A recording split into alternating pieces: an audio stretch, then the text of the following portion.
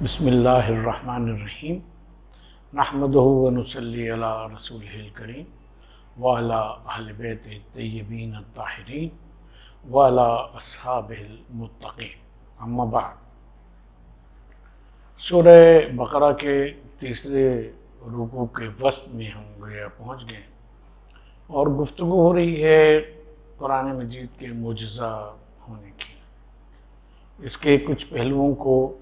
گزشتہ نشست میں ہم نے عرض کیا تھا اور آج اس کے ایک آدھ اور پہلو کو اجاگر کرتے ہیں۔ کسی بھی جو بھی اب تک شریعتیں اللہ تبارک و تعالیٰ نے نازل کی اور مختلف قوموں کے اوپر نازل کی، بلکہ اس کو یوں کہیں کہ کسی بھی قوم کے اوپر جو شریعت نازل کی گئی ہے اس کا مفاد یہ ہے کہ معاشرہ جو ہے وہ تشکیل پائے اور لوگ تبدیل ہوں، انفرادی سطح پہ بھی اور اجتماعی سطح پہ۔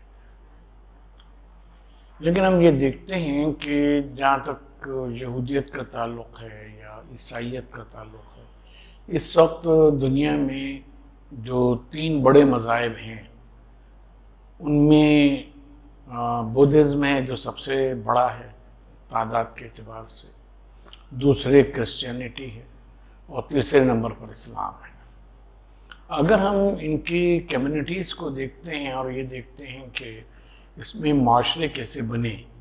اور معاشرے کے کون سے آسپیکٹس ہیں کہ جو کلچرائزڈ ہوئے اور وہ ہوا، اور اس سے بڑھ کر انہوں نے کیا کنٹریبیوٹ کیا سوسائٹی کے لیے، تو ہمیں یہ نظر آتا ہے کہ سب سے زیادہ کنٹریبیوشن مسلم سوسائٹی کا ہے۔ شاید یہ بات بادی نظر میں اتنی درست نہ لگے،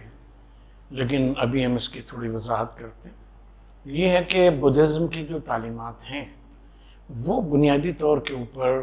اخلاقیات کے اوپر، سیلف ڈسپلن کے اوپر مبنی ہیں،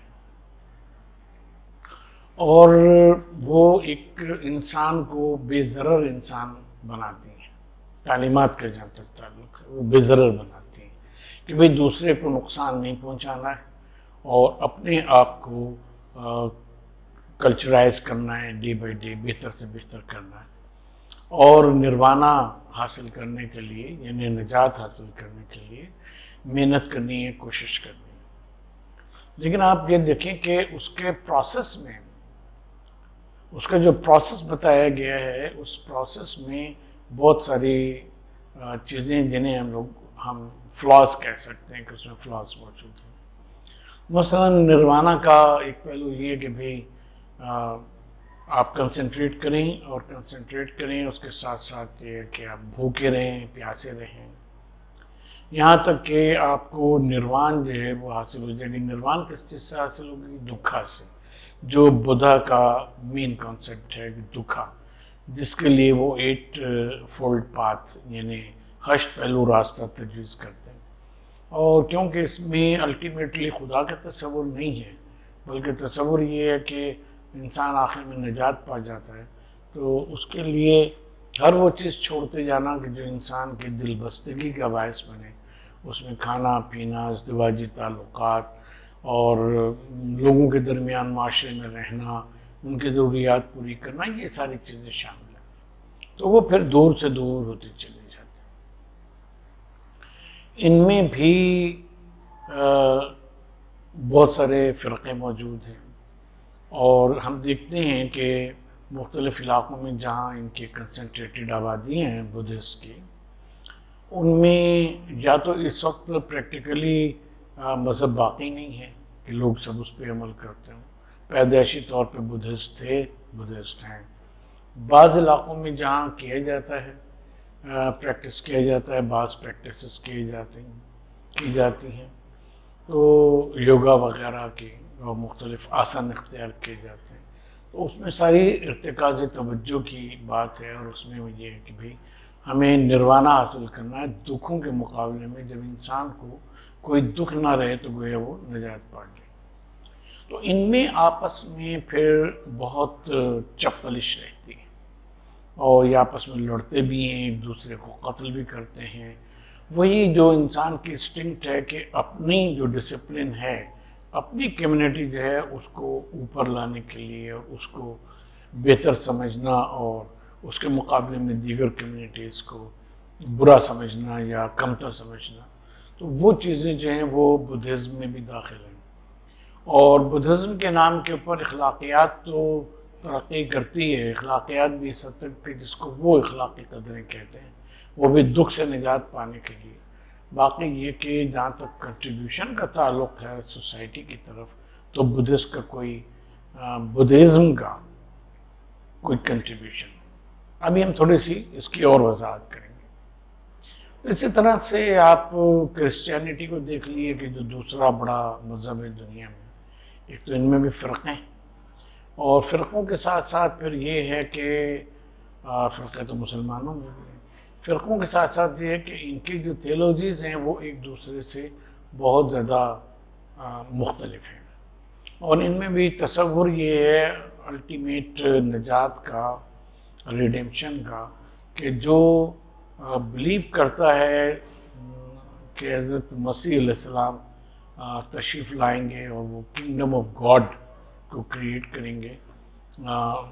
تو وہ یہ سمجھتے ہیں، ان کے وہاں تصور یہ ہے کہ جو اس کنگڈم میں داخل ہو گیا یعنی اس کا شہری بن گیا، جس کو حضرت مسیح نے قبول کر لیا، وہی اس کا اینڈ آف لائف ہے، وہی اس کے لیے جنت ہے، وہی اس کا صلہ ہے، اور باقی جہنم وغیرہ کا اس قسم کا سلسلہ جو ہے ان کے وہاں موجود نہیں ہے۔ چنانچہ جب ہم بائبل پڑھتے ہیں اور اس میں پال کے خطوط پڑھتے ہیں، پولس رسول کے، اور اسی صورت سے ایکٹس آف پروفٹس پڑھتے ہیں، اپاسٹلس پڑھتے ہیں، تو ان میں ہمیں اس قسم کی چیزیں ملتی ہیں۔ کرنتھیوں کے نام خطوط جو ہیں وہ پڑھتے ہیں، تو اس میں ایسی چیزیں ملتی ہیں کہ جس کا کرکس آف دا میٹر یہ ہے کہ if you believe in Jesus Christ then salvation is yours۔ اگر آپ حضرت مسیح میں عقیدہ رکھتے ہیں تو پھر آپ نجات پا جائیں گے۔ اور پھر یہ جملہ ملتا ہے کہ جو شخص، یہ پولس رسول کا یعنی پال کا جملہ ہے کہ جو شخص سولی دیا جائے، صلیب پہ چڑھایا جائے، وہ شخص قابل لعنت ہے، وہ شخص قابل لعنت ہے۔ وہ حضرت مسیح علیہ السلام کو جو صلیب دی گئی، نعوذ باللہ ایک مسلمان ہونے کے حیثیت سے، حالانکہ ہمارا صلیب کا عقیدہ نہیں ہے، لیکن یہ کہ جو عقیدہ پروپیگیٹ کیا گیا وہ یہ، اور وہ یہ کہ وہ جو صلیب پہ چڑھائے گئے اور انہوں نے اپنی خواہش سے اس کو کیا، تو وہ لوگوں کے لیے نجات کا ذریعہ بن کے گئے، اور لوگوں کے گناہ انہوں نے، حضرت آدم سے جو ازلی گناہ ہوا تھا وہ گناہ بنی نوع انسان میں چلتا رہا، اور حضرت مسیح علیہ السلام جو اس گناہ کو اپنے سر لے کر اور امت کو گویا پاک کر کے چلے گئے۔ اب ان کے بعد جو گناہ ہو رہے ہیں وہ بلیو ان جیزس کرائسٹ کی وجہ سے، جو ان پہ بلیو رکھتا ہے کہ وہ اس طرح سے سن آف گاڈ تھے یا ٹرینیٹی کا ایک جز تھے، تو وہ جو ہے وہ ریڈیمپشن پا جائے گا، یعنی وہ اس کی سلویشن جو ہے وہ ہو جائے گی۔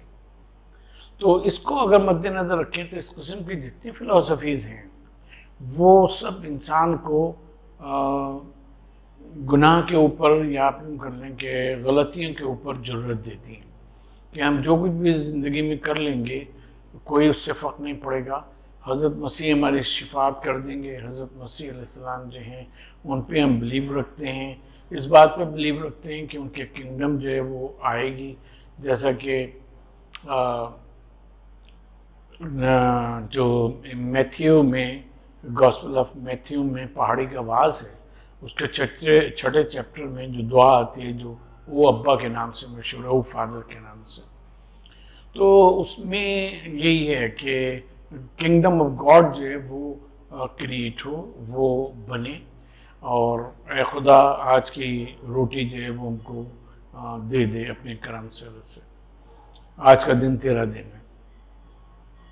تو اس کا مطلب یہ ہے کہ لوگوں کو ایک طرح کی ضرورت پیدا ہو کہ اگر وہ کوئی غلطیاں کرتے ہیں، کوئی گناہ کرتے ہیں، چھوٹی بڑی لغزشیں ان سے ہوتی ہیں، تو وہ بے فکر رہیں، کیونکہ ان کو نجات دینے والا مسیح کے اوپر ان کا عقیدہ جو ہے حضرت مسیح علیہ السلام پہ، وہ ان کے اوپر موجود ہے۔ اچھا، یہ عقیدہ جو ہے اس قسم کا دیگر شخصیات کے حوالے سے بہت سارے مذاہب میں اور مسالک میں آیا، اور انہوں نے یہی سمجھا کہ یہ شخصیت یا وہ شخصیت اور کچھ شخصیات ہیں، اگر آپ ان کے اوپر بلیو کرتے ہیں تو آپ کی شفاعت ہو جائے گی اور آپ کی نجات جو ہے اس سے ہو جائے گی، کیونکہ وہ آپ کو نجات دلائیں گے۔ تو یہ چیزیں تھیں، لیکن اس سے کیا ہوا کہ جس کو آپ کہیں کہ ایک مسیحی معاشرہ ایز سچ وہ قائم نہیں ہو سکا۔ اس میں جہاں تک میاں بیوی کے تعلقات کی بات ہے، یعنی نکاح کے انسٹیٹیوشن کی بات ہے، نکاح ہوتا ہے، لیکن مثلا یہ کہ طلاق نہیں ہو سکتی چاہے کوئی بھی سرکمسٹانسز ہو، جب تک کہ پوری طرح سے پروو نہ کر دیا جائے کہ عورت جو ہے وہ بدکار ہے، نعوذ باللہ، اس کا چال چلن ٹھیک نہیں ہے۔ اور یہ عجیب بات ہے کہ عورت کا چال چلن ٹھیک نہیں ہے، یہ ثابت کر دیا تو وہ طلاق دے سکتا ہے، طلاق ہو جاتی ہے، لیکن اگر مرد کا چال چلن ٹھیک نہیں ہے تو اس کے بارے میں کوئی انسٹرکشنز نہیں۔ تو اس طرح سے ایک آؤٹ آف بیلنس معاشرہ جو ہے وہ وجود میں آتا ہے، اور ایز سچ کرسچن سوسائٹی جس کو کہنا چاہیے وہ وجود میں نہیں آئی۔ اسی صورت سے آپ اس کے برخلاف آپ اس کو دیکھ لیں، قرآن مجید کو دیکھ لیں اور اس کی تعلیمات کو دیکھ لیں، اس میں جس قسم کا بیلنس موجود ہے، اور مسلمز کا ایز اے مسلم جو کنٹریبیوشن سویلائزیشنز میں موجود ہے وہ دیگر مذاہب کا نہیں ہے۔ اب کسی کے ذہن میں یہ سوال اٹھ سکتا ہے کہ ہم مثلا نوبل لاریٹس کو لیں، اسی صورت سے ہم ان کو لیں کہ جو سائنسدان ہیں بڑے بڑے، جنہوں نے کسی بھی فیلڈ کے، جنہوں نے بڑی بڑی ایجادات کی ہیں، بڑا انسان کے ہیلتھ کیئر کے حوالے سے کیا ہے، اس کے حوالے سے کیا، اکنامکس کے حوالے سے کیا، ایسٹرو فزکس کے حوالے سے کیا، میڈیکل سائنس کے حوالے سے کیا، اور میڈیسن میں کیا، تو ان میں تو یہودی اور عیسائی بہت نظر آتے ہیں، اور کہیں گے کہ آپ کہہ رہے ہیں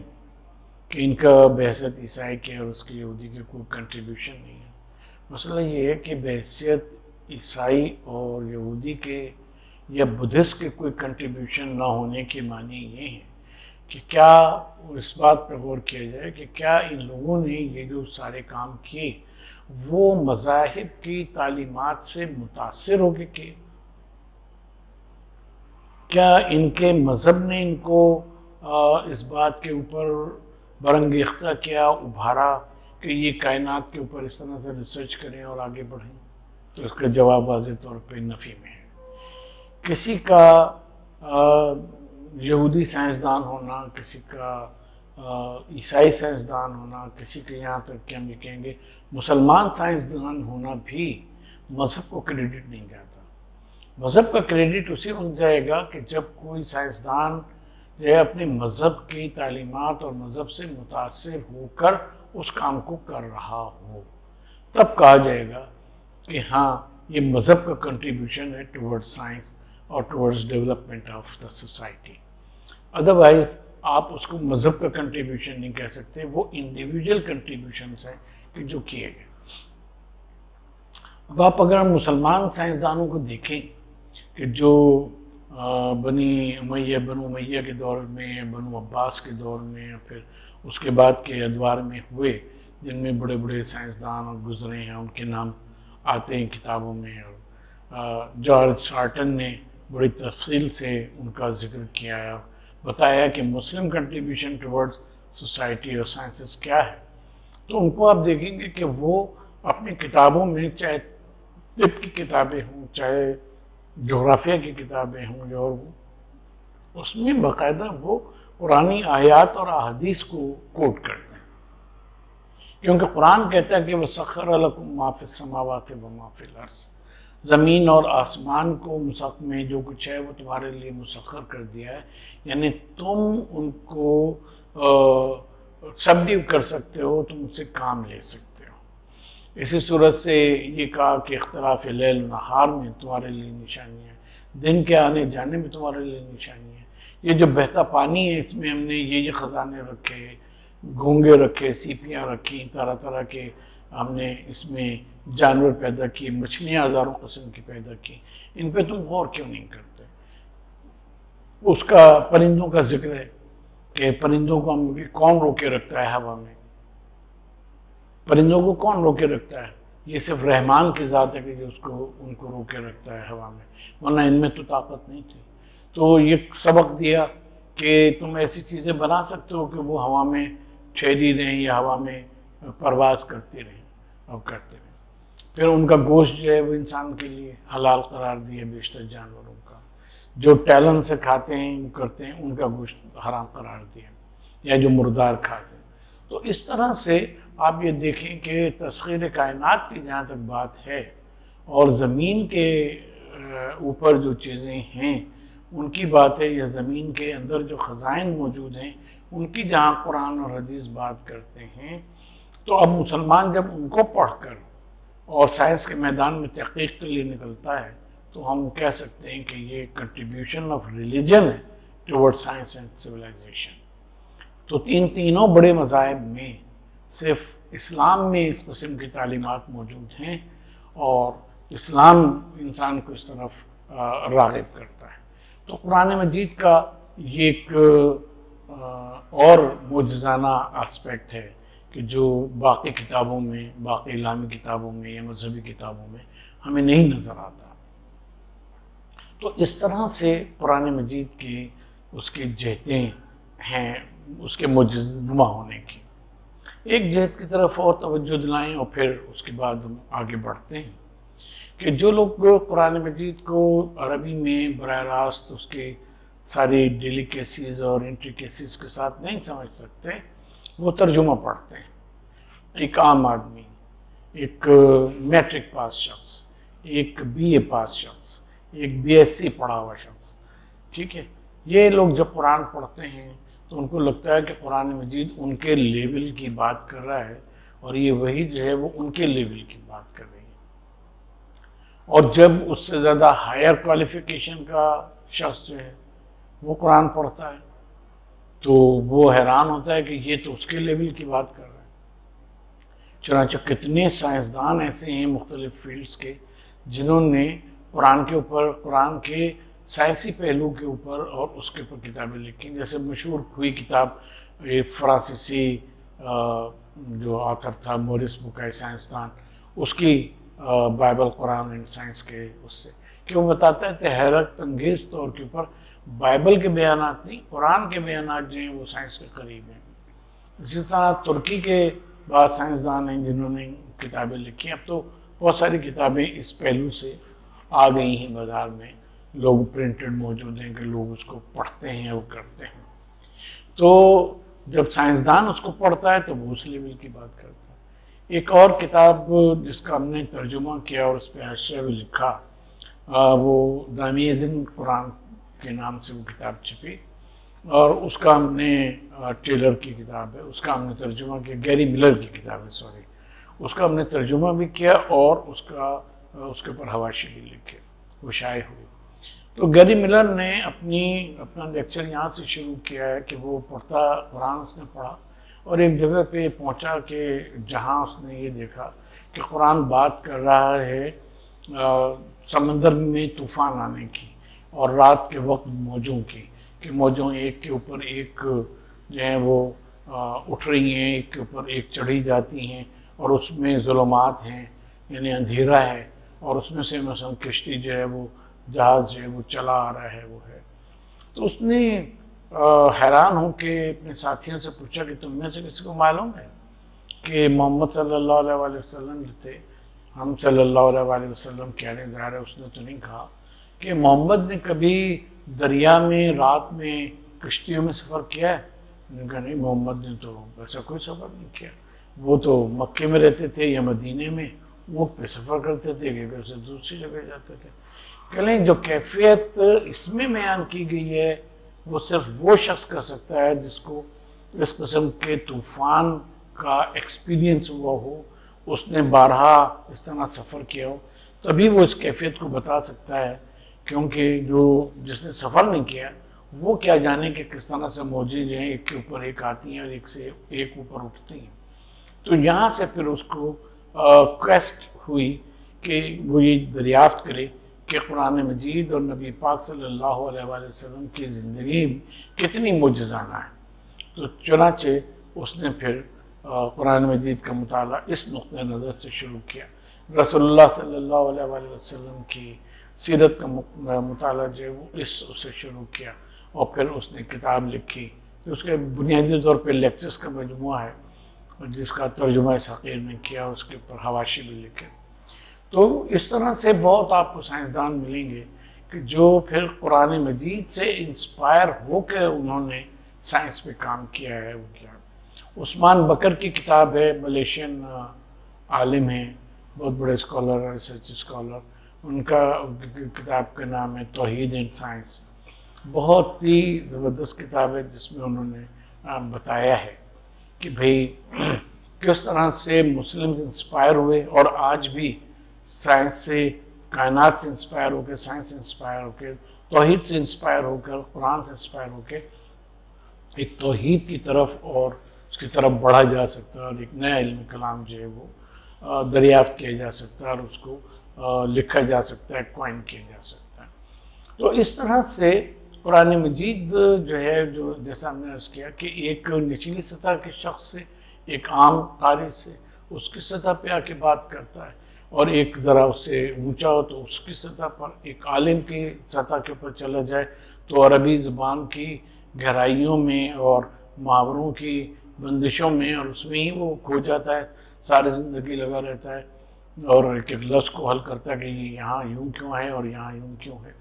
اور پھر اگر کوئی شخص جو ہے فصاحت و بلاغت میں اسی صورت سے صرف کر دیتا ہے، ایک جو ہے وہ کائنات کے مطالعے میں جاتا ہے تو پھر وہ سائنس کی طرف چل پڑتا ہے۔ تو قرآن مجید اتنے متنوع پہلوؤں سے ایک معجزانہ کتاب ہے کہ جس کا احاطہ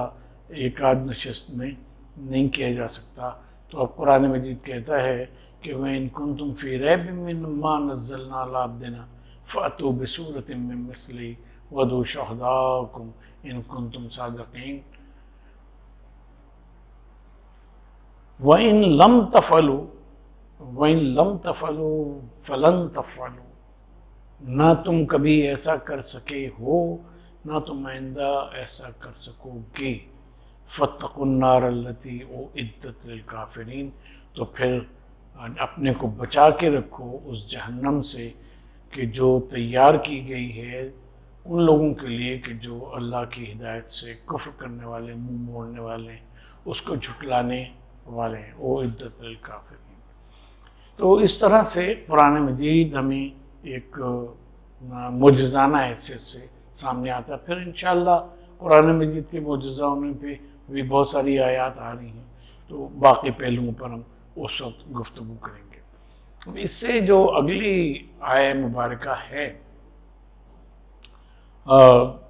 جو مثالوں سے متعلق ہے، تو آج ہم اس آیہ مبارکہ کو نہیں تلاوت کرتے بلکہ کچھ مثالوں کے اوپر بات کر لیتے ہیں تاکہ اگلی نشست میں جب وہ